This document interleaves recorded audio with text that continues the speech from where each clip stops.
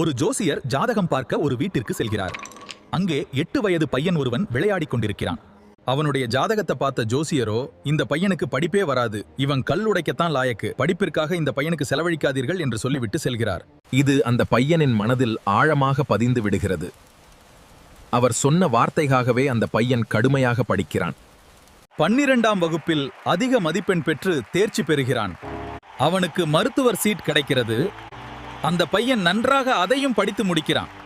தனது கிராமத்தில் சொந்தமாக ஒரு மருத்துவமனை கட்டுகிறான்.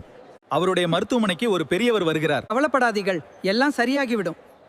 30 வருடம் கழித்து அவருடைய கிட்னியில் ஏதோ பிரச்சனை என்று மருத்துவம் பார்ப்பதற்காக வருகிற அந்த பெரியவருக்கு மட்டும் ஸ்பெஷலாக ட்ரீட்மெண்ட் கொடுக்க சொல்லிவிட்டு டாக்டர் செல்கிறார். அந்த பெரியவருக்கு நன்றாக மருத்துவம் பார்த்து அவர் குணமடைந்து போகும்போது அந்த மருத்துவரிடம், எனக்கு மட்டும் ஏன் இவ்வளவு ஸ்பெஷலான ட்ரீட்மெண்ட் கொடுத்தீர்கள்? அதற்கு அந்த டாக்டர் சிரித்துக்கொண்டே சொல்கிறார், நான் 8 வயதாக இருக்கும்போது நான் கல்லுடைக்கத்தான் லாயக்கு என்று நீங்கள் கணித்து சொன்னீர்கள்.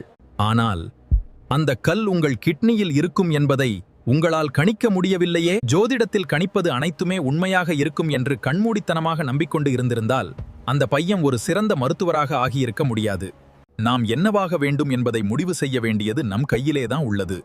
ஜோதிடம், ஜாதகம் ஆகியவை நம் வாழ்க்கையை தீர்மானித்து விடப்போவதில்லை. நம்முடைய விதியையே மாற்றும் வலிமை விடாமுயற்சிக்கு உண்டு. இதை நினைவில் வைத்துக்கொண்டு உழைத்து பாருங்கள். உங்களுக்கும் நிச்சயம் வாழ்வில் வெற்றி கிட்டும்.